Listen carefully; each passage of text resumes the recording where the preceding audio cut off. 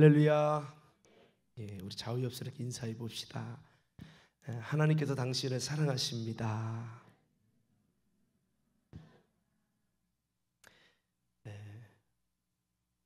자, 우리가 다윗의 장막 기대로 모였는데요. 이 시간이 정말 주님이 일하시는 놀라운 자리가 되길 원합니다. 자, 24시간이기 때문에 여러분 잘 이기시고, 여러분 이 2시간은 일부일 뿐입니다. 이 모니터 좀만 줄여주시고요. 일부일 뿐입니다. 계속해서 기도에 믿음을 가지고 하나님을 감동시키는 모두가 되길 예수님을 축복합니다.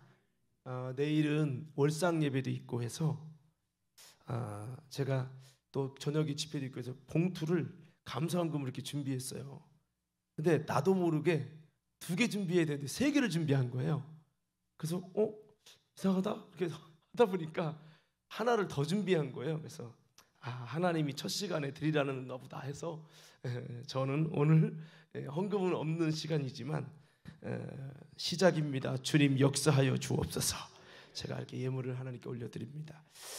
여러분, 제가 이 시간에 금요 집회 성격을 살려서 하나님의 전신갑주를 입으라, 에베소서 6장 말씀이죠.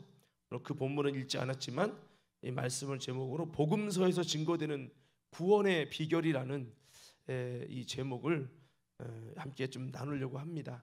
먼저 이 다윗의 장막, 우리가 여러분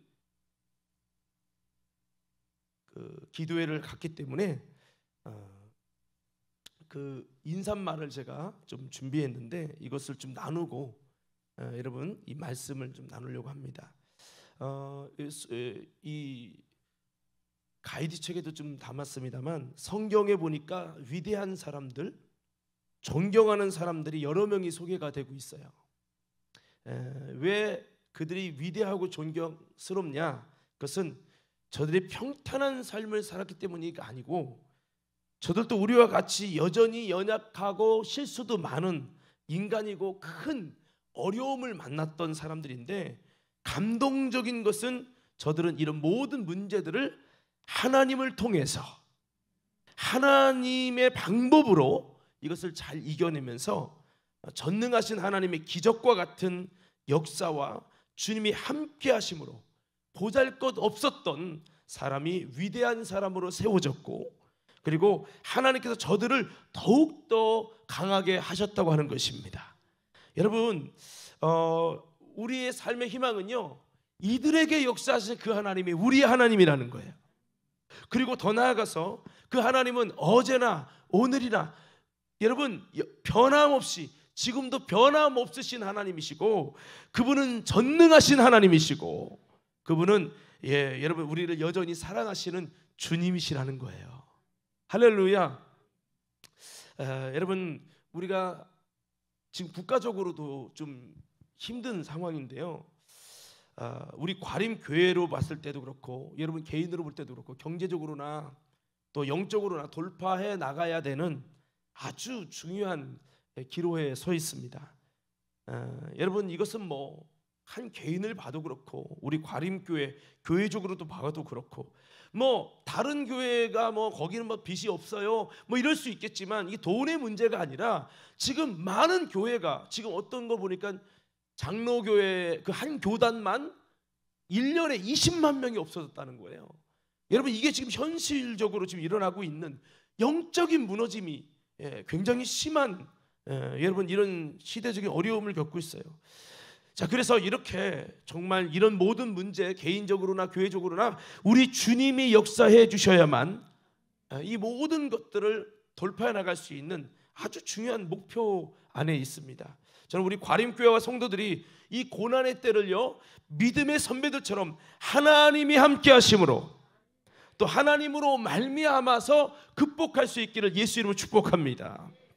성경에 여러분 다윗은요, 가정에서도 왕따고 또 능력도 실력도 없었던 세상적으로 볼 때 참 비주류였어요. 양들을 잘 뺏기는 실력도 없고 능력도 없었던 사람이었지만 이런 자신의 삶의 문제를 그는 하나님으로 말미암아 하나님 앞에 온전히 주님의 임재를 구하면서 주님을 나의 목자로 삼으시고, 그리고 그분을 전적으로 의지하면서 서서히 하나님 앞에 기억되는 인물이 되어집니다. 그리고 계속된 다윗의 장막을 그가 들판에서 세워가면서 그는 하나님이 함께 하시는 사람, 승리의 물맷돌을 주시는 인물이 되어집니다. 후에는요, 주님의 기름 부음을 받게 되고 왕이 되어져서 하나님의 뜻을 이뤄내는 일을 위해서 쓰임받고, 하나님이 떠난 그 이스라엘 나라 가운데 무너진 다윗의 장막을 다시 세움으로 그 이스라엘 그 나라를요, 비난받고 조롱받는 그 나라를 세계적인 나라로 변화시키고, 하나님이 사랑하사 함께 하시는 역사를 그 이스라엘 땅 가운데 이뤄내게 됩니다.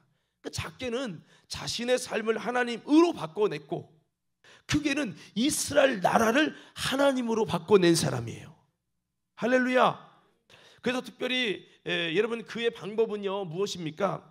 오직 하나님만을 구하고 주님 앞에 엎드리며 주님의 임재와 능력을 구하는 강력한 예배의 역사를 통해서 이런 강력한 하나님의 역사를 이뤄냈다는 거죠. 오늘 우리가 구할 것은 무엇을 먹을까 마실까 입을까, 여러분, 이것을 구하는 것이 아니라 주님의 나라와 그분의 의를 구하면서 하나님 앞에 엎드리는 일에 다윗과 같이, 그 옛날 다윗과 같이 다윗이 했던 그 강력한 예배 역사를 세워가는 저와 여러분 되기를 간절히 소원합니다.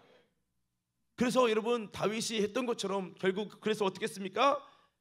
들판에서 개인적으로도 그렇고, 여러분 이스라엘 그 나라 왕국에서도 그렇고, 결국 그 다윗의 장막을 세워가고 강력한 예배 역사만 세워지면 하나님의 임재가 나타나고 하나님 역사가 나타나고, 여러분 하나님이 돌파하게 하시는, 하나님이 함께 하시는 역사가 일어난다는 그 믿음으로 다윗은 그거 했는데 진짜 그게 다 이루어졌어요. 오늘 여러분, 성경은 그 다윗의 장막이라는 것을 하나님이 마지막 때 일으키신다는 거예요. 할렐루야. 저는 우리 과림교회가 여러분 비록 24시간 하루지만 다윗은 이것을 그의 왕으로 있을 때 계속 돌렸어요. 와, 엄청난 거죠. 엄청난 거. 자, 그러면서 이스라엘은 최강의 나라가 됩니다. 지금도 뭐 이스라엘 전쟁하는 거 보이지만은, 자, 그래서 저는 작게나마 24시간을 우리가 하는데요, 다윗의 장막의 그 성격을 가지고 주님 임재하여 주시옵소서.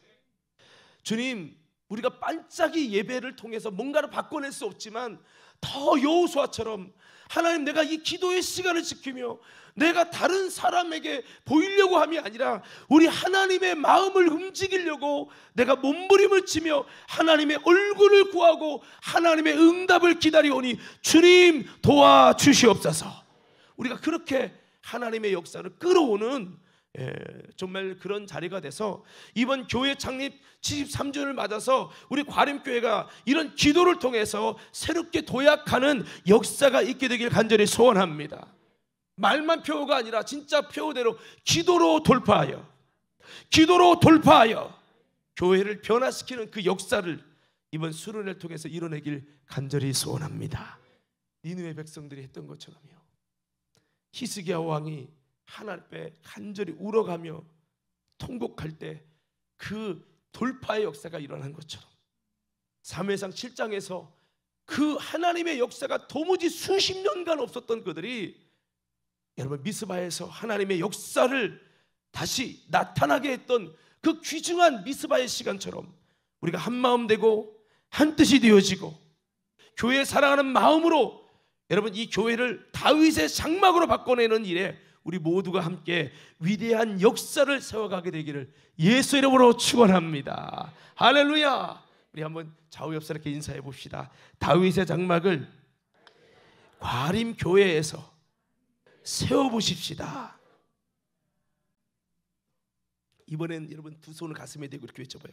다윗의 장막을, 다시 무너진 다윗의 장막을 내 안에 세우게 하옵소서. 여러분 가운데 주님의 임재가 나타나기 원합니다. 돌파도 일어나기 원합니다. 하나님이 역사하지 않는 사람이 역사하는 사람으로 바뀌어지는 역사가 있게 되길 원합니다. 자, 오늘 이 다윗의 장막의 컨셉은 이런 중심으로 갈 거예요. 자, 특별히 다윗의 장막에 대해서 우리가 수련회를 하지만은 이 다윗의 장막은 단순히 기도만 하고 주여 주시옵소서 막 세상에 그 여러분 샤머니즘의 사람처럼 막 손바닥이 막 마르고 닳도록 비나이다 비나이다, 누가 응답할지 모르지만 산신령이 응답하든 하나님이 응답하든 비나이다, 그냥 빌기만 정성만 다하는 이런 기복주의가 아니라 하나님이 역사할 수밖에 없는 우리의 모습으로 나를 바꿔내고, 할렐루야, 이렇게 해야 된다는 거죠.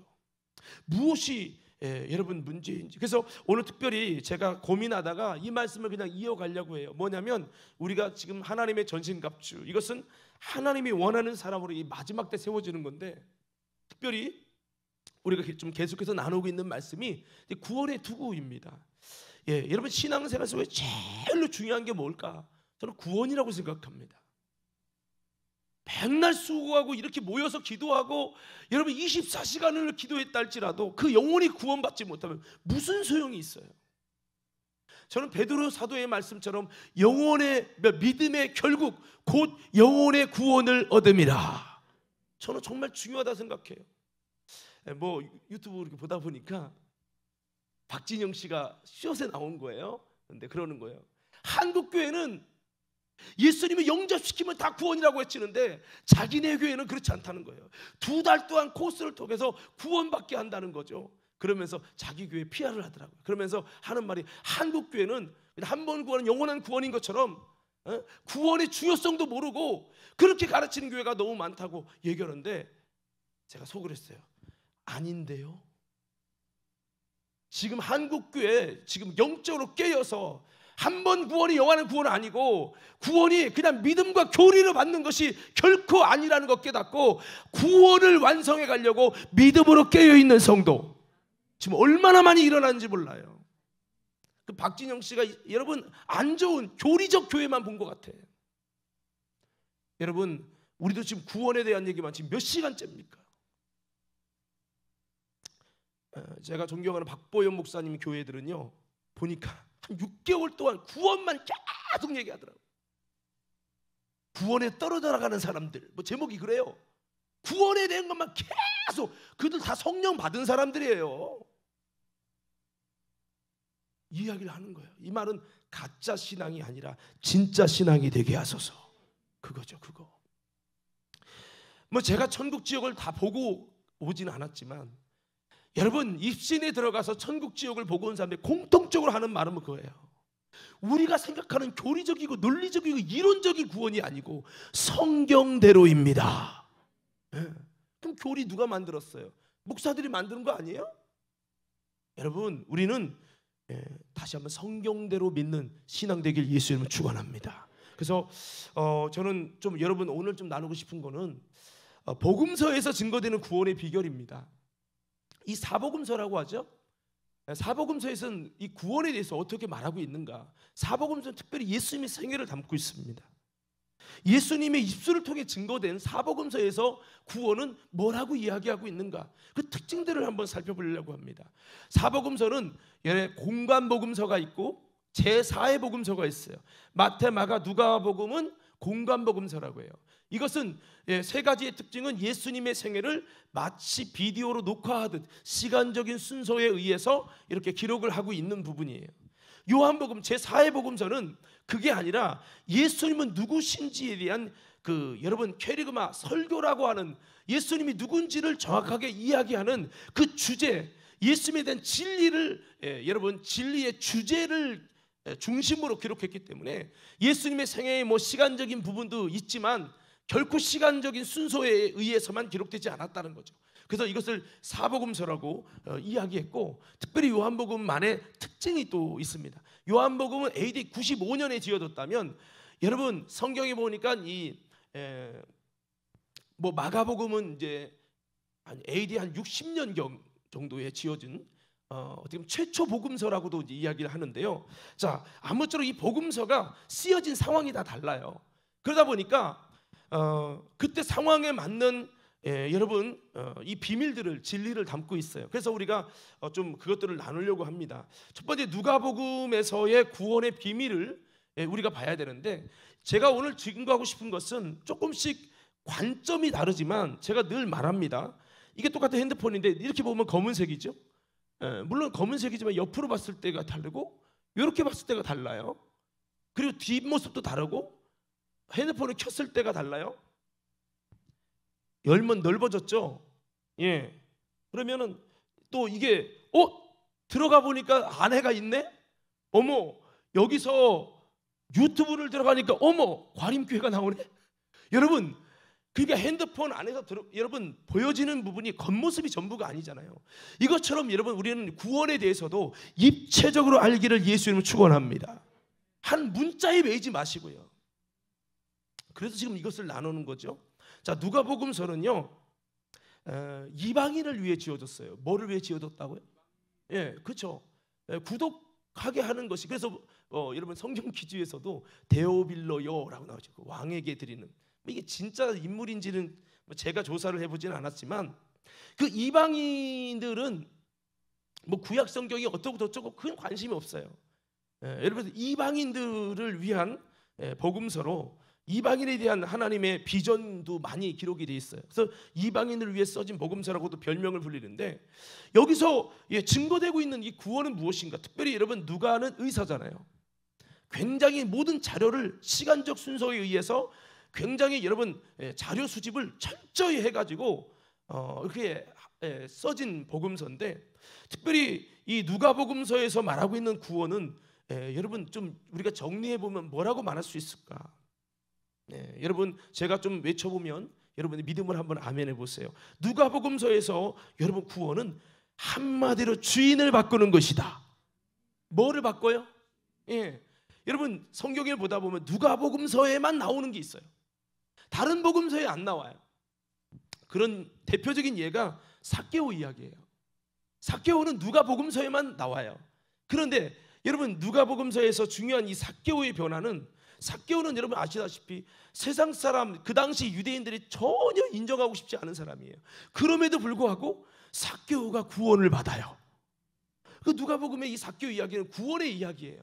그런데 삭개오 같이 도저히 유대인의 관점으로 구원 받아서는 안 되는 인물이고 받을 수도 없다고 하는 사람이, 여러분 구원이 이루어지는데 예수님이 이 집도 아브라함의 자손이로다, 그리고 여러분 주님께서 이 가정이 구원을 얻었다고 그렇게 선포를 하십니다.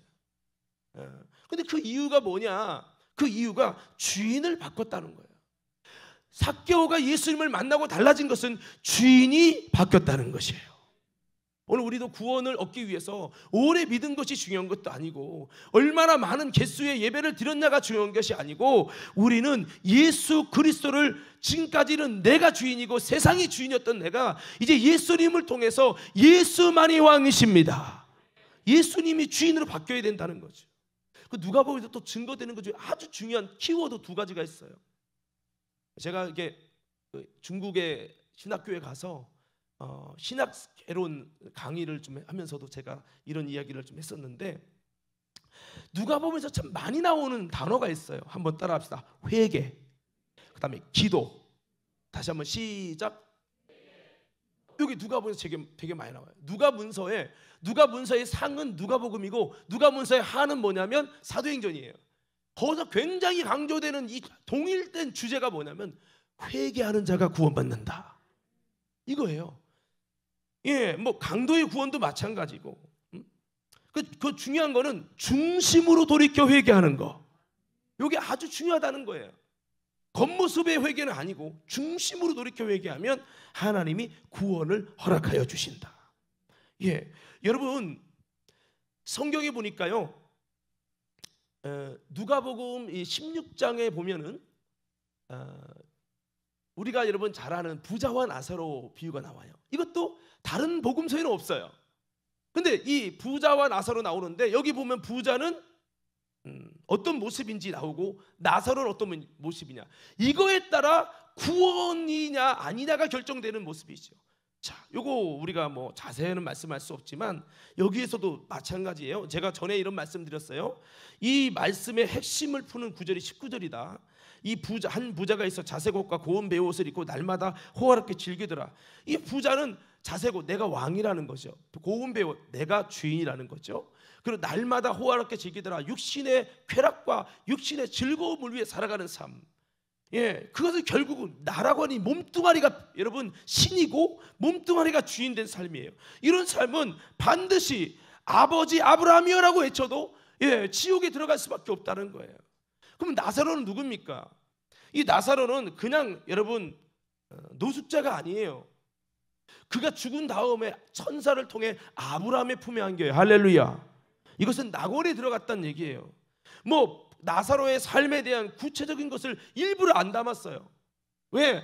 누가복음서를 16장까지 읽었다면 적어도 구원의 비결이 예수를 영접하고 예수를 믿고 진심으로 회개하고 주인을 바꾸는 것이다. 이미 여러분 누가복음 16장까지 읽었으면 이건 말 안 해도 예수 믿어야 되는 건 당연히 다 알아요. 그 말을 하지 않았는데 중요한 것은 이 땅에서 멸시와 천대를 받고 참 괴로운 인생을 살았다는 거예요.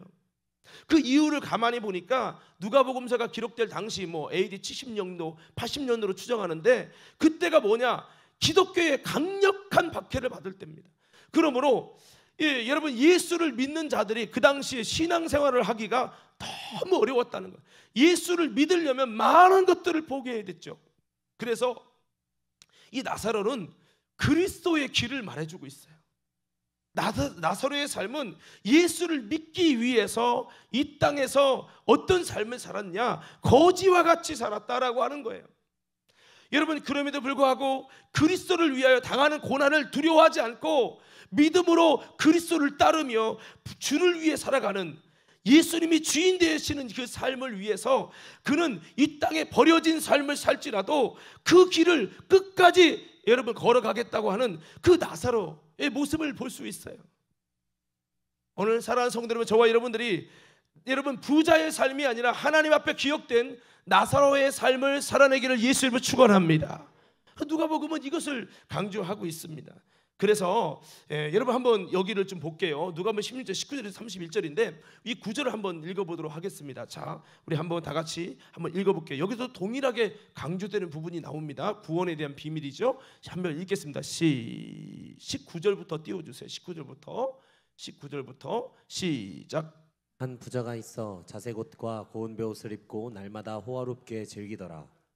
그런데 나사로라 이름하는 한 거지가 헌대투성이로 그의 대문 앞에 버려진 채 그 부자의 상에서 떨어지는 것으로 배불리려 하매 심지어 개들이 와서 그 헌대를 핥더라.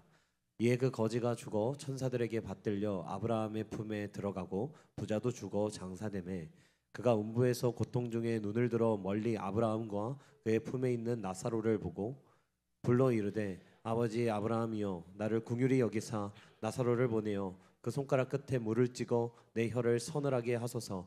내가 이 불꽃 가운데서 괴로워하나이다. 자, 먼저 여기서 이 부자는 아버지 아브라함이었어요. 아브라함을 아버지라고 불렀다는 것은 선민이라는 것이고 할례 받은 민족이라는 거죠. 근데 그렇게 아버지하고 불렀다고 해서 주여 했다고 구원받는 게 아니라는 거예요. 할렐루야. 계속 읽겠습니다. 시작. 아브라함이 이르되 예 너는 살아있을 때 좋은 것을 받았고 나사로는 고난을 받았으니 이것을 기억하라. 이제 그는 여기서 위로를 받고 너는 괴로움을 받느니라. 그뿐 아니라 너희와 우리 사이에 큰 구렁텅이가 놓여 있어 여기서 너희에게 건너가고자 하되 갈 수 없고 거기서 우리에게 건너올 수도 없게 하였느니라. 이르되 그러면 아버지여 구하노니 나사로를 내 아버지의 집에 보내소서. 내 형제 5이 있으니 그들에게 증언하게 하여 그들로 이 고통받는 곳에 오지 않게 하소서. 아브라함이 이르되 그들에게 모세와 선지자들이 있으니 그들에게 들을지니라. 이르되 그렇지 아니하나이다. 아버지 아브라함이여 만일 죽은 자에게서 그들에게 가는 자가 있으면 회개하리이다.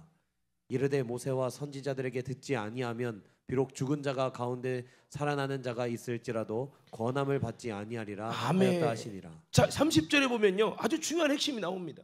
지금 이 부자가 원한 것은 왜 나사로를 부활시켜서 가게 하느냐? 이유는 하나입니다. 그냥 증거하면 저처럼 짝퉁 그리스도인 되니까 짝퉁 신앙 되니까 구원 못 받으니까 안 됩니다. 아주 충격 요법을 써야 됩니다. 그 충격 요법은 우리 집에서 구걸하던 저 나사로가 살아나 가지고 그렇게 살아나서 우리 아버지 집에 가면 그거 보고 회개할 것입니다. 진짜 회개할 것입니다. 그런 거죠. 여러분, 여기서 중요한 것은 구원은 진정한 회개로부터 일어난다는 걸 증거하고 있는 거죠. 여러분, 그렇습니다. 그러나 아브라함은 이 땅에 모세와 선지자가 있댔죠. 모세는 하나님의 율법의 대명사고 선지자는 하나님의 마음을 받은 자예요. 그래서 이 땅에 복음 증거하는 사람들이 있으니까 그들에게 듣지 않으면 죽은 자가 살아나는 기적을 봤다 할지라도 기적을 보고 믿는 것을 가짜라는 거죠. 이 땅에서 주님의 복음 증거하는 모세가 있고 선지자가 있는데 그들의 말씀을 듣고 회개할 수 있어야 되고, 그래야 구원받는다는 거예요. 뭐 대단한 부분이 와서 꼭 회개하는 거, 이거는 하나님 인정 않겠다는 거예요. 우리는 그냥 보여주세요. 안진맥에 일어나는 거 보여주시고 내게 천국 지옥을 한번 보여주세요. 그러면 회개할 거예요. 여러분, 그런 회개는 하나님이 인정하지 않는, 권함을 받지 않는, 구원받지 못하는 여러분 것으로 주님이 판명하겠다는 거예요. 자, 이해되시면 아멘 합시다. 누가복음서에는 진정한 회개만이 구원을 이뤄낸다. 그러므로 당신은 힘들어도 나사로처럼 예수의 길을 선택하라, 이렇게 말하고 있는 거예요. 삭개오에 관한 이야기도 시간 관계상 읽고 싶지만 이건 건너뛸게요. 누가복음 19장에 보면 나오는데 세리장이죠. 자, 그런데 그가 구원을 받는데요, 이것은 부자 청년의 구원과 비교됩니다. 부자 청년은 뭐예요? 예수님이 그에게 구원의 길을 제시했어요. 그런데 그는 결국에는, 부자 청년은 예수님을 통해서 영생에 이를 것이냐 아니면 여러분 돈을 선택할 것이냐에서 그는 주인을 바꿔내지 않습니다. 주인을 바꿔내지 않아서 결국에는 돈을 선택하고 지금 삶의 안정과 평안함을 선택합니다. 영생을 위해서 좀 모험이 될 수 있는, 내 것을 좀 내려놓을 수 있는 길을 선택하지 않습니다. 결국에는 부자 청년이 구원받기는 낙타가 바늘구멍 들어갈 만큼 어렵다고 말씀합니다.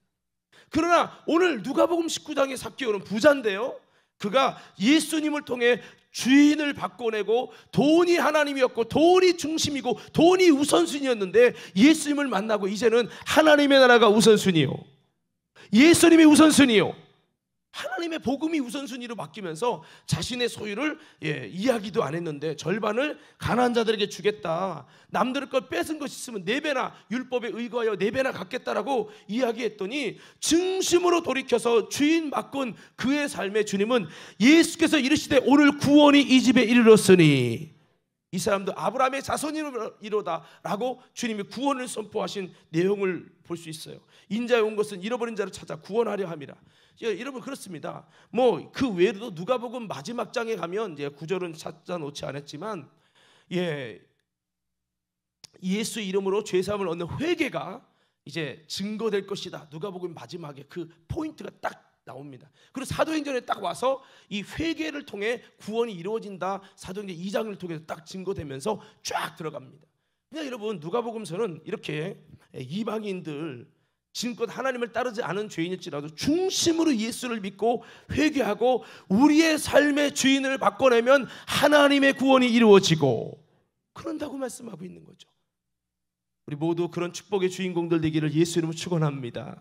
자, 그리고 마가복음에서 구원은 무엇이냐? 마가복음은 최초 복음서로서 아주 독특한 상황에서 지어졌는데 그것은 한번 따라해 봅시다. 환난 중에, 다시 한번, 극심한 환난 중에 유대 기독교인들에게 쓰여진 복음입니다.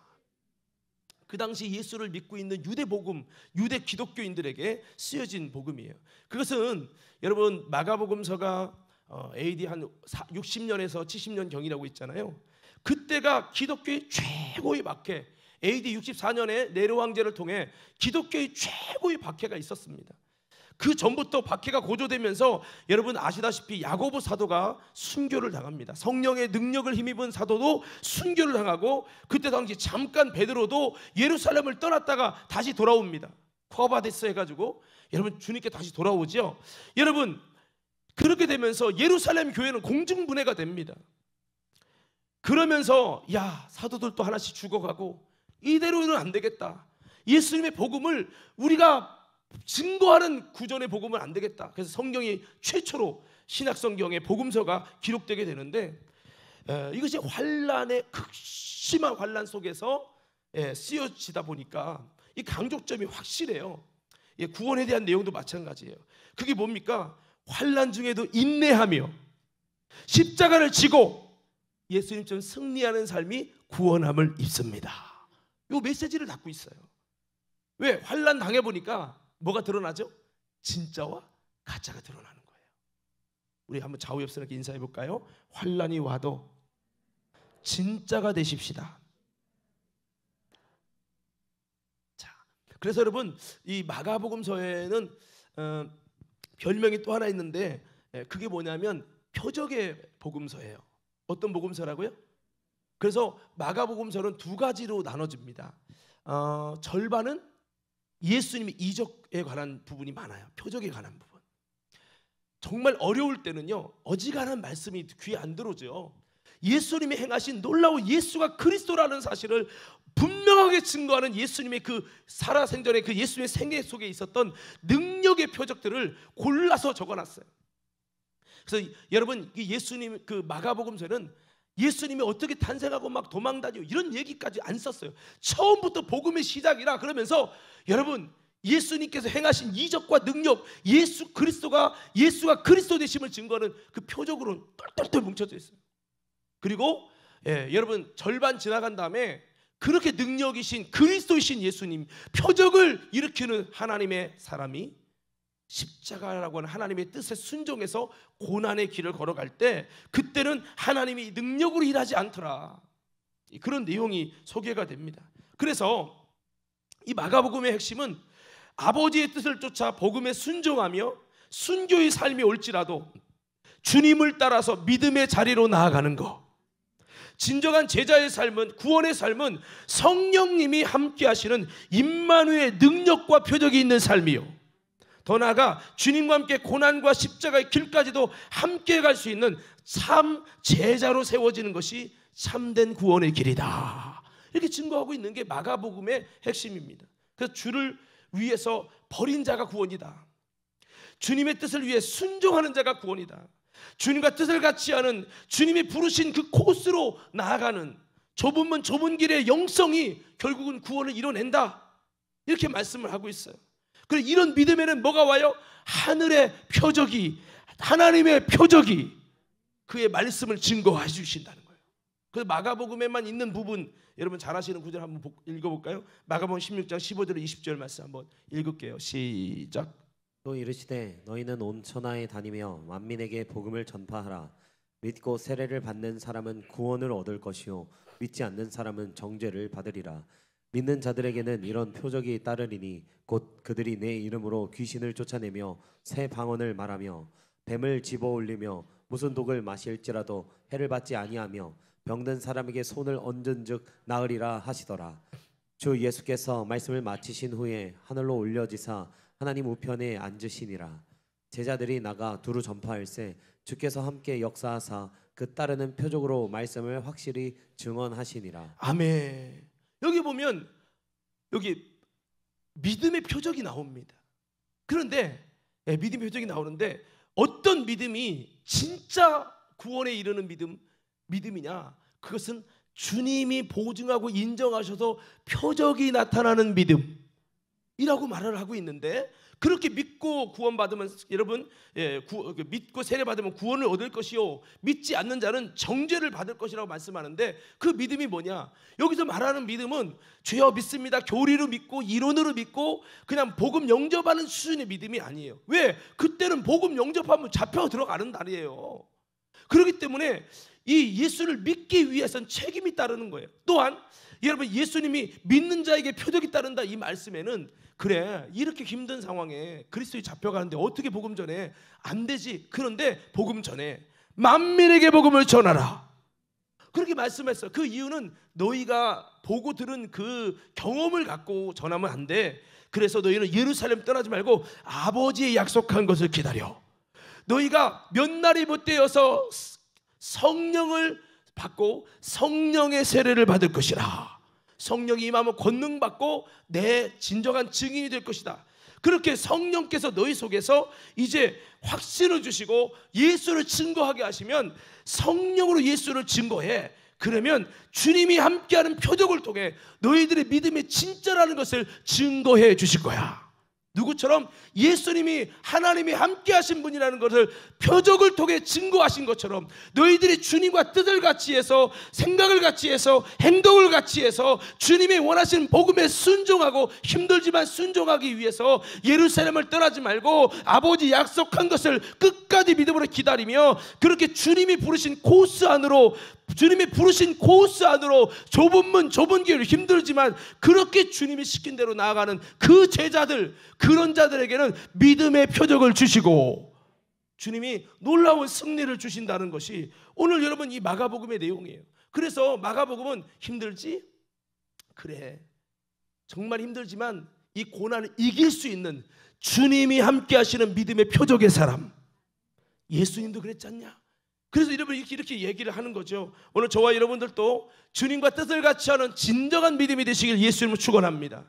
믿노라 하면서 현실의 삶에서는 예수 부정하고 예수 부인하고 세상을 선택하고 예배가 아니라 그리스도가 아니라 세상을 선택하는 그런 거짓 그리스도인 말고 끝까지 주님이 부르신 그 믿음의 그 자리로 나아가는, 할렐루야, 이런 진정한 믿음을 통해 주님이 인정해 주시고 여러분 표적을 함께해서 내가 너와 함께한다는 것을 증거해 주시는 그런 믿음, 오늘 그런 믿음이 바로 진정한 구원에 이르는 믿음이라고 말씀하고 있다는 거죠.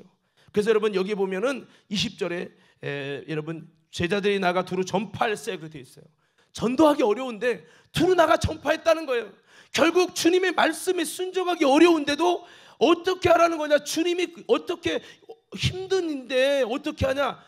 힘든데 부담스럽다가 아니라 힘들지만 주님이 어떻게 해야 될지를 세부적으로 다 주님이 알려줬기 때문에 그 코스 안으로 들어가서 여러분 결국엔 능력 받아서 성령 받아서 주님이 인정하시는 믿음이 되어져서 그 환난과 모든 어려움을 돌파할 수 있는 믿음이 되어져서 뭐 하는 거예요? 주의 복음에 순종하는 거예요. 두루 전파할세 주께서 함께 역사하사 따르는 표적으로 말씀을 확실히 증거하시니라. 오늘 저와 여러분들도 환난이 왔다고 주저앉는 것이 아니라 환난을 통과해낼 수 있는 진정한 여러분 주님이 지지해주고 주님이 표적을 통해서 함께해 주시는 역사가 일어나는 진정한 믿음의 사람들 되기를 예수 이름으로 축원합니다. 이게 마가복음서에 돌파해야 돼. 고난 돌파해야 돼. 진짜 믿음은 돌파하는 거야. 진짜 믿음은 주님을 따르기 때문에 주님이 함께 해주셔 이렇게 말하고 있는 거죠. 예.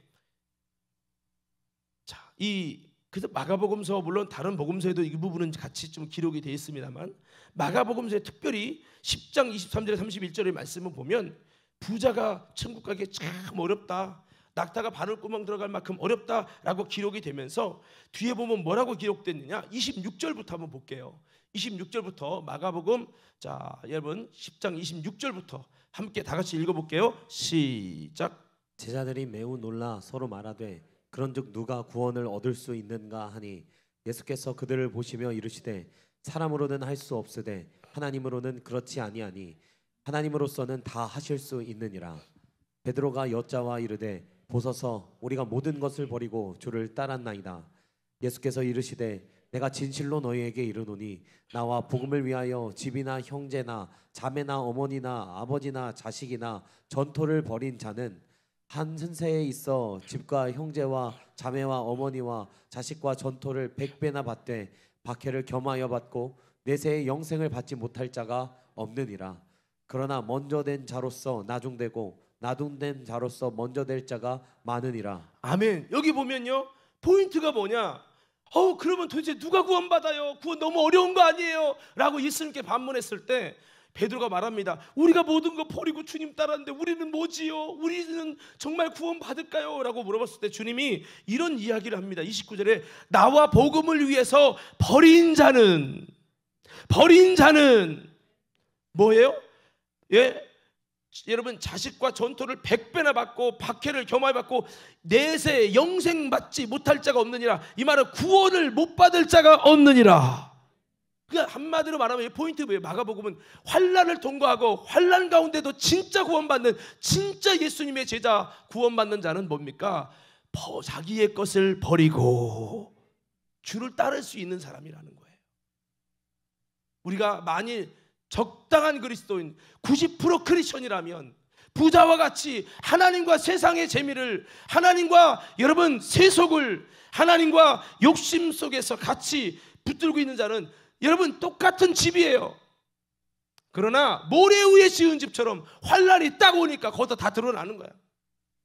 그래서 환난의 때 지어진 이 마가복음서는 진짜 누가 환난의 때 진짜로 발명될 거냐, 우리가 주를 위해서 모든 것을 내려놓을 수 있고 버릴 수 있는 그런 마음을 가진 사람, 할렐루야, 이런 자가 진짜 구원이라는 거예요. 우리 옆 사람께 인사해 봅시다. 주를 위하여 버릴 수 있는 예수가, 영생이, 구원이 최고의 우선순위가 되기 바랍니다. 할렐루야, 할렐루야. 잠자는 게 우선순위고, 돈이 우선순위고, 목사님 취미가 있어서 오늘은 주일 범하고, 그러다가 마지막 때 당하면 어떻게 이기려고 그래요? 어떻게?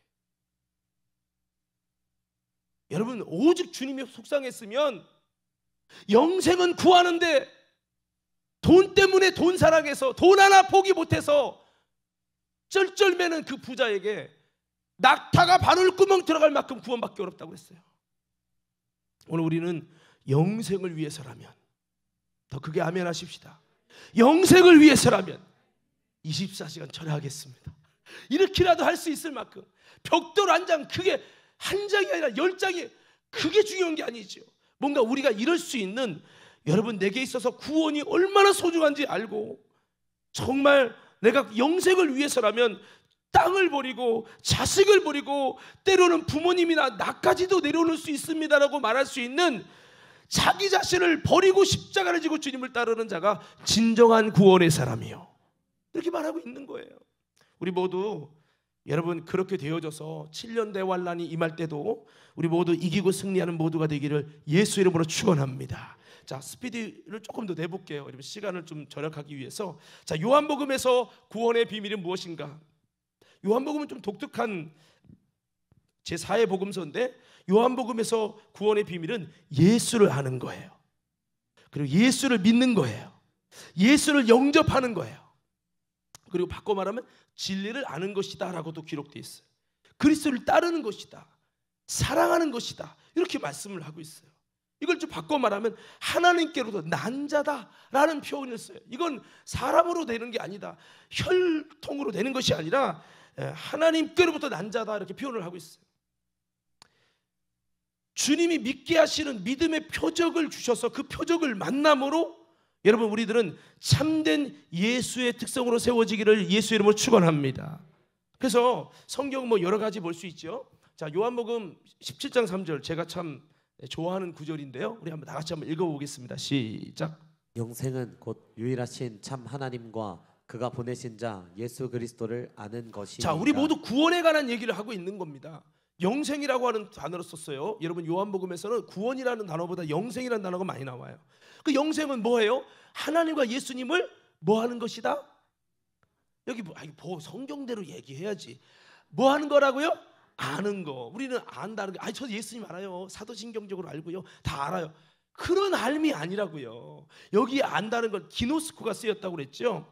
이 기노스코라는 원어는 일반적으로 쓰는 단어가 아니에요. 아니스타 도마의 도쿄라는 단어는 우리가 뭔가를 안다고 할 때 뭐 핸드폰을 알아요, 내 스마트폰을 알아요, 내가 아이패드를 알아요, 내가 세상 돌아가는 정치를 알아요, 이런 알매라는 일반적인 단어랑은 너무 거리가 있어요.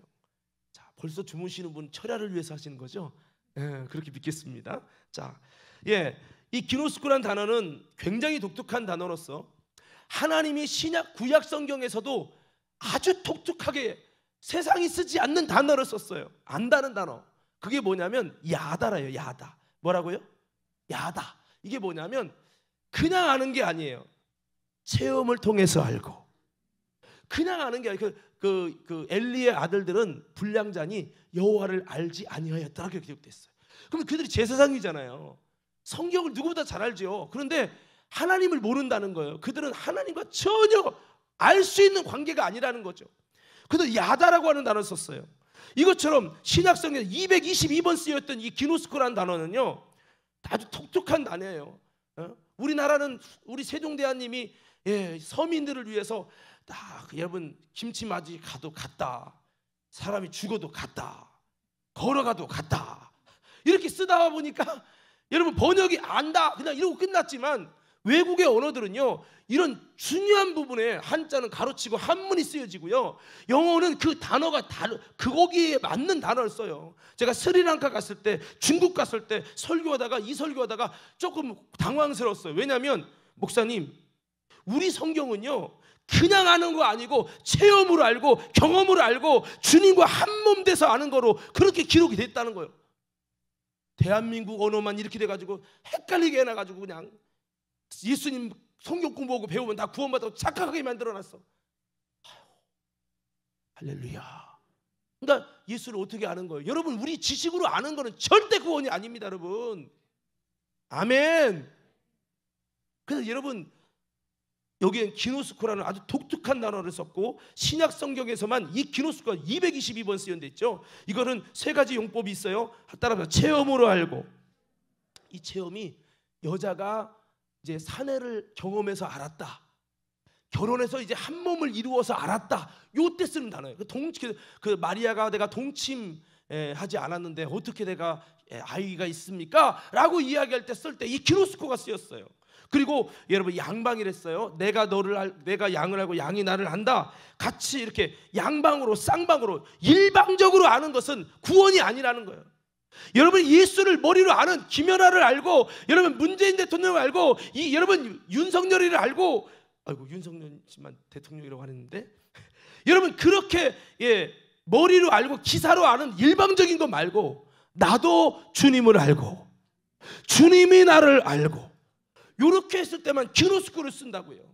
그래서 제가 말했죠. 요한복음 10장 14절에 15절에 나는 선한 목자라, 나는 내 양을 알고 양도 나를 아는 것이, 아버지께서 나를 아시고 내가 아버지를 아는 것 같으니 나는 양을 위해 목숨을 버리느라. 여기 14절에서 알고가 기노스코가 쓰였어요.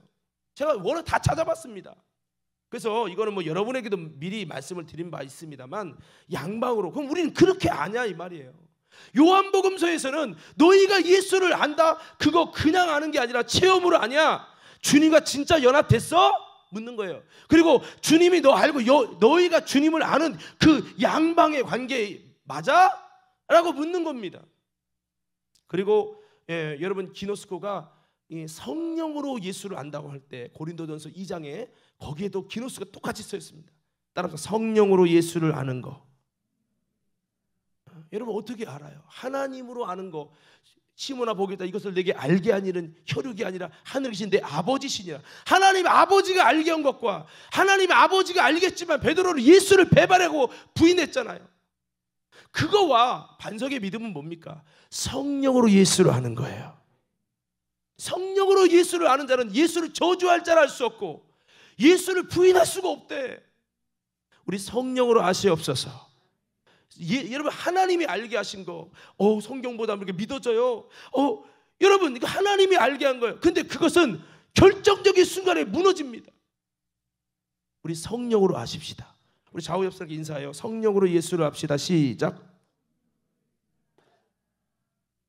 성령님이 알게 하셔야 돼요. 방언만 받지 말고 성령님이 내 안에서 예수를 증거해 주셔야 돼요. 이렇게 아는 것이 구원이라고 요한복음 더 깊이 들어갑니다. 깊이. 요한복음 15장에서는 뭐라고 기록되어 있습니까? 여러분, 나는 참 포도나무여 내 아버지는 농부라. 물은 내게 붙어있어 열매를 맺지 않는 가지는 아버지가 그것을 제어해버리시고 물은 열매를 맺는 가지는 더 열매를 맺게 하려 그것들을 깨끗게 하게 하시느니라. 너희는 내가 일러준 말로 이미 깨끗해졌으니 내 안에 거하라. 나도 너희 안에 거하리라. 가지가 포도나무에 붙어있지 아니하면 스스로 열매를 맺을 수 없음 같이 너희도 내 안에 있지 아니하면 그러하리라. 나는 포도나무여 너희는 가지라. 그가 내 안에 내가 그 안에 거하면 사람이 열매를 많이 맺나니 나를 떠나서는 너희가 아무것도 할 수 없습니다. 사람이 내 안에 거하지 아니하면 가지처럼 밖에 버려져 마르나니 사람들이 그것을 모아다가 불에 던져 사르니라. 그러니까 뭡니까? 요한복음 25장에 강조되는 중요한 두 가지 포인트는, 첫째는 예수님에게 붙은 것이 믿음이고 붙어 있냐 이 말이에요. 두 번째는 뭐예요? 열매를 맺냐 안 맺냐가 달려있다. 열매를 맺지 못한다는 말은 붙어 있지 않다는 증거라는 거예요. 여러분, 주님 앞에서 아름다운 열매를 맺을 수 있는 진짜가 되시기를 예수님을 축원합니다. 그래서 여러분 8절에는 열매 많이 맺으면 뭐 된대요? 8절 띄워 8절 한번 읽어봐요. 8절 시작. 너희가 열매를 많이 맺으면 내 아버지께서 영광을 받으실 것이요 너희는 내 제자가 되리라. 아멘. 진짜 제자는요 열매 맺는 자라는 거예요.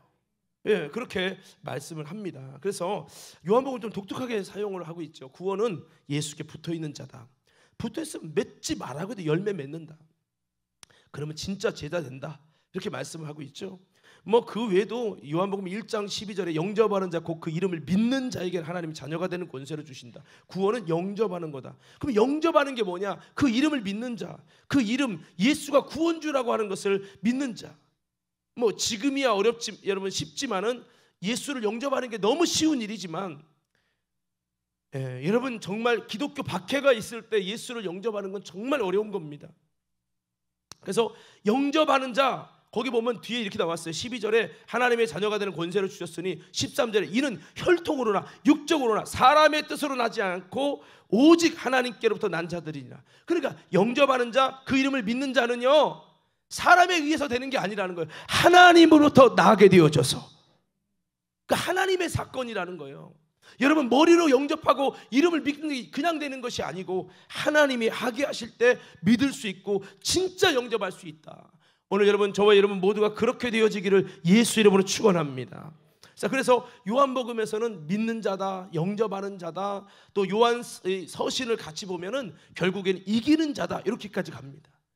믿는 자, 영접하는 자, 그 이름을 믿는 자, 여러분 그리고 아는 자, 더 나아가서 이기는 자, 하나님께로 난 자 다 동격이에요. 이게 구원이라는 거죠. 오늘 여러분 요한복음적인 구원받을 수 있는 하나님의 사람들 다 되시기를 예수 이름으로 축원합니다. 자, 그리고 이 마태복음의 구원의 비밀이 있습니다. 마태복음의 이 마태복음서는 유대인들을 개종시키기 위해서 기록된 복음서예요. 그 유대인들을 위한 복음서다 보니까 여러분 유대인들의 성경적 근거, 구약의 인용이 굉장히 많고 성경의 근거에서 율법의 근거에서 예수는 그리스도임을 밝혀내는 작업입니다. 그래서 시작부터 1장부터 족보를 막 들이대는 거예요. 성경적으로 왔지 않냐 이 말이야. 그 아브라함의 후손, 다윗의 후손, 모세보다 위대하신 예수, 솔로몬보다 지혜로우신 예수. 할렐루야. 이게 여러분 마태복음의 특징이죠. 그래서 우리가 족보와 혈통보다는 예수를 참으로 믿는 믿음을 갖는 게 중요한데 주님이 인정하시는 순종과 믿음의 사람으로 세워지는 것이 구원이다 고 증거하고 있어요. 구원의 열매를 아름답게 맺혀가는 것을 위해서 우리는 뭐 해야 되냐? 배우고 확신한 일에 거해야 된다는 거예요. 그래서 마태복음은 좀 예수님 어떻게 그려지냐면 교사, 선생님으로 자꾸 그려져요. 그래서 주님 오실 때까지 계속 가르쳐 지키게 하라. 계속 가르쳐서 참된 제자가 되고 열매 맺을 그릇으로 세워 가져야 된다라고 증거하는 것이 마태복음이에요. 그러니까 다 같은 말인데 조금씩 지어진 상황과 여러분 이것에 따라 좀 내용이 조금씩 이렇게 달라지죠. 그래서 마태복음 7장 21절에서 보면 우리가 잘 알고 있는 다른 복음서에는 이렇게 기록되지 않는데 여기서는 독특하게 기록이 되어 있어요. 7장 여러분 17절부터 한번 띄워줘 보세요. 17절부터 자 우리 한번 다 같이 한번 읽어보겠습니다. 시작. 이와 같이 좋은 나무마다 아름다운 열매를 맺고 못된 나무가 나쁜 열매를 맺나니 좋은 나무가 나쁜 열매를 맺을 수 없고 못된 나무가 아름다운 열매를 맺을 수 없느니라. 아름다운 열매를 맺지 아니하는 나무마다 찍혀 불에 던져지느니라. 이러므로 그들의 열매로 그들을 알리라. 나더러 주여 주여 하는 자마다 다 천국에 들어갈 것이 아니요 다만 하늘에 계신 내 아버지의 뜻대로 행하는 자라야 들어가리라. 그날에 많은 사람이 나더러 이르되 주여 주여 우리가 주의 이름으로 선지자 노릇하며 주의 이름으로 귀신을 쫓아내며 주의 이름으로 많은 권능을 행하지 아니하였나이까 하리니 그때에 내가 그들에게 밝히 말하되 내가 너희를 도무지 알지 못하니 불법을 행하는 자들아 내게서 떠나가라 하리라. 아멘. 여기 보면 마태복음서에서는요, 우리가 주여 주여는 고백으로 구원받는 것이 아니라 믿음으로 주님과 뜻을 같이 해서 주님이 원하는 것들을 행하는 자가 구원받는다, 이렇게 증거하고 있어요. 행위 구원을 말하는 게 아니에요. 행위 구원은 행동으로 완벽해지는 거예요.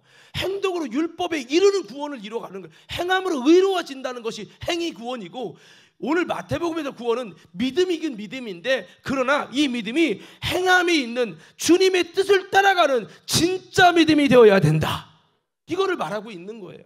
그래서 이 23절 뒤에는 뭐라고 나오냐면, 모래 위에 지은 집과 반석 위에 지은 집, 말씀을 듣고 행하는 자는 반석 위에 지은 집으로 구원받고, 모래 위에 지은 집은 겉으로는 똑같은 신앙인데 마지막에 무너짐이 심해서 구원받지 못하게 된다고 말씀을 하고 있습니다. 그래서 여러분, 결국에는 마태복음 28장, 그래서 우리는 어떻게 해야 되느냐? 마태복음 28장 19절 20절에 그러므로 너희는 가서 모든 족속으로 제자를 삼아 아버지와 아들과 성령 이름을 세례 베풀고 내가 너희에게 분부한 모든 것을 가르쳐 지키게 하라. 볼지어다 내가 세상 끝날까지 너희와 항상 함께 있으리라 하시니라. 한번 따라합니다. 가르쳐, 다시 한번 가르쳐 지키게 하라. 자, 여기 잘 들으세요. 이 가르쳐 지키게 하라는 이 가르침은 교훈과 깨달음이 아니에요. 행동하기 위한 가르침이에요. 그냥 가르침이 아니에요. 오늘 좋은 거 깨달았네, 이게 아니라 행동을 위한 가르침이에요. 행동이 아니라면 또 가르치고 또 가르치고 또 가르쳐서 행함이 일어날 수 있도록. 할렐루야. 여러분, 설교는 그게 돼야 돼요. 저거 지난번에 들은 얘기인데 그게 뭐가 중요해요? 인정하시면 아멘 하십시다. 행동할 때까지 가르치라는 거예요. 목사님, 그렇게 많이 가르친다고 사람이 바뀝니까? 여러분, 마태복음 28장은 오히려 그걸 뛰어넘습니다. 진정한 가르침을 통해서 하나님의 구원에 이르게 되어진다는 거예요. 그냥 세상 가르침이 아니라 영적인 가르침이면, 그렇게 계속 가르치면 그렇게 만들어진다는 거예요. 할렐루야. 오늘 말씀을 정리합니다. 사랑하는 성도 여러분, 우리는 구원에 대해서 몇 장 몇 절 그냥 한 구절 보고 여러분 전체로 생각하는 게 아니라, 여러분, 우리 전체적으로 입체적으로 구원을 봐야 돼요. 계시록 16장 15절에 보라 내가 도둑같이 오리니 누구든지 깨어 자기 옷을 지켜 벌거벗고 다니지 아니하며 자기의 부끄러움을 보이지 아니하는 자는 복이 있도다. 마지막 때 자기를 더럽히지 말고 믿음으로 순결한 신부의 믿음으로 구원을 완성해가는 우리 믿음의 사람들이 다 되길 원합니다. 우리가 이거 구호 4개 정리한 거 한번 띄워줘 보세요. 4개 다 띄워줘 봐요. 그냥 다 띄워줘 봐. 여기 뭐 누가복음은 뭐라면 읽어봐요. 누가복음 뭐라고요? 주인을 바꿔라. 그다음 진정으로 회개하라. 자, 마가복음 뭐예요? 주님과 뜻을 같이 하는 믿음 되요 환난도 이기는 믿음이 되라. 하나님의 표적이 일어나는, 주님이 증거해 주시는 믿음이 되라. 자, 요한복음 뭐예요? 성령으로 주님을 알자. 그냥 머리 이론으로 교리로 알지 말고. 여러분, 이런 기도하세요. 주님, 내가 주님을 온전히 알게 해주세요. 뭐 라면 먹으면서 내가 라면 알아요, 유튜브로 봤어요, 이게 아니라 진짜 먹고 살고 있으면서 아는 거와 다르잖아요. 주님이 내 안에, 주님을 여러분 내 안에 모시고 주님의 성령으로 내가 예수를 알고 주님이 나를 알고 나도 주님을 알고, 이런 관계성 속에서 알고 진짜 믿고 예수께 붙어있고 열매를 맺게 되어지고 이기는 신앙이 되어지고, 그렇게 우리가 아는 것이 구원이고 여러분 진정한 모습이라는 거죠. 마태복음 뭐예요? 아버지 뜻대로 살도록 열매 맺는 행함의 믿음. 믿음은 행함과 함께 일하고 행함을 통하여 온전케 되느니라. 여러분, 쉽지 않죠. 여러분, 요 말씀하고 마칠게요. 오늘은 좀 50분에 기도 들어갑시다. 철학자 키에르케고르라는 이제 내용을 좀 봤는데요. 평생 독신으로 살았기 때문에 그는 창녀들의 유혹을 자주 받았대요.